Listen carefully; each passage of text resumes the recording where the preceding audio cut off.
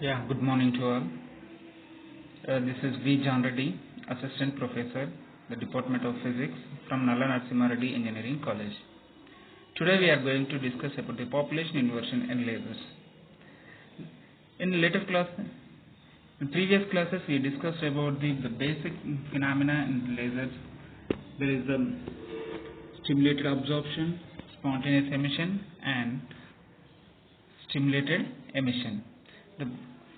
The next concept is population inversion. This is the most important one. Without population inversion, we cannot achieve this laser light. Okay, here the population inversion.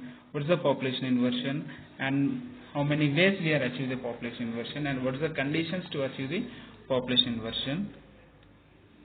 Okay, let's first come into the definition of the population. What is meant by population inversion? Means in general we know that the number of atoms present in the ground state is always higher than upper energy states or excited states. That is, here I am taking the number of atoms in E1 energy level is N1 and number of atoms in E2 energy level, that is the higher energy level, is N2. In general N1 is greater than N2 in general, but the situation is reverse. Means the number of atoms present in the higher energy state is more than the ground state. That situation is we are called the population inversion. Okay, that is N2 is greater than N1. This situation is we are called the population inversion. Here you observe the normal population E1, number of atoms present in the lower energy state is more and higher energy state is less. In the population inversion, the number of atoms present in the higher energy state is more, lower energy state is less. Okay, the conditions for the population inversion. The system should possess at least a pair of energy levels. That is, E2 is greater than E1 separated by an energy equal to the energy of the photon h nu. Okay, the first one is, to achieve the population inversion we require at least minimum 2 energy states. Okay, that is, one is the lower energy and another one is higher energy. The next condition is there should be a continuous supply of energy to the system such that the atoms must rise continuously to the excited state. And the second one is the system should have continuous energy supply to the excitation process or excitation process.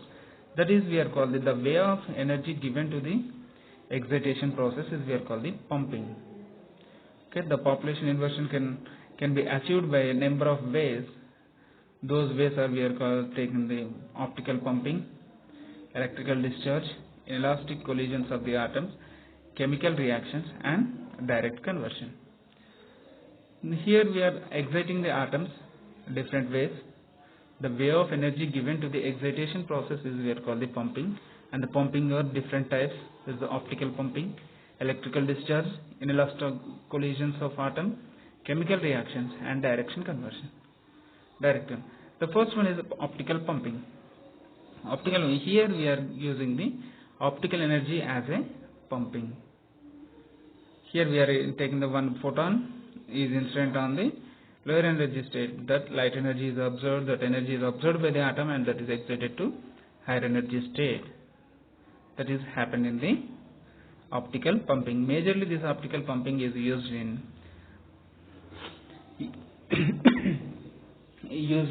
solid state lasers. The next one is electrical discharge. Here in this method we are using the two electrodes, anode and cathode.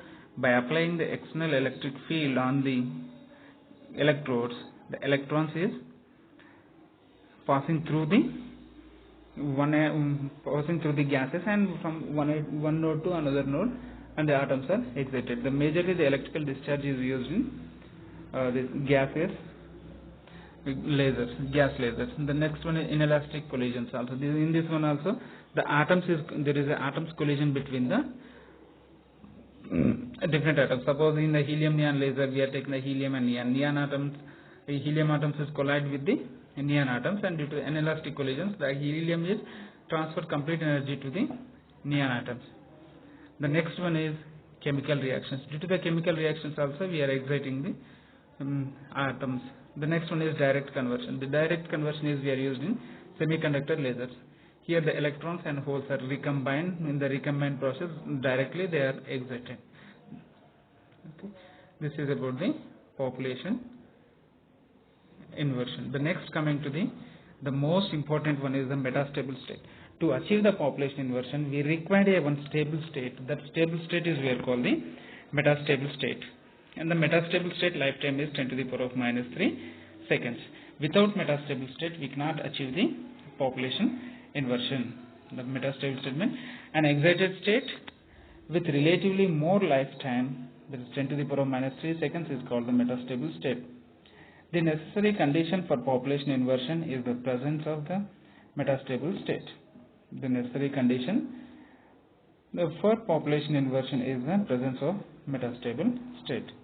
Here we are observing that this is a ground state and this is the excited state. There is a two excited states. In that one is a metastable and one is excited one. When we are given the energy to the ground state atoms, they are excited to higher energy level. The higher energy excited state is having the lifetime 10 to the power of minus 8 seconds. And after that one, the atoms comes to ground state. It's next below energy state, that is metastable state, and its lifetime is 10 to the power of minus 3 seconds. While we are giving the continuous energy to the absorption process, the atoms is excited and few atoms are present in metastable state and less number of atoms present in ground state. When the population inversion occurs, then lasing action will be started. Okay. This is the metastable. Metastable state also is the most important one. Without metastable state, we cannot achieve the population inversion. The next one is lasing action. So this is an important one. Once the population inversion is we are achieving, now due to the stimulated spontaneous emission, one atom comes to ground state. This one photon, emitted photon, is used to stimulate the another atom. Next, due to the stimulated emission, two photons is emitted, and these two photons is stimulate another two atoms. And next, in the metastable state, the two atoms is emits the four photons, and these four photons stimulate the another four atoms. This is a continuous avalanche chain. Due to this one, all the atoms comes to ground state, and number of photons is produced.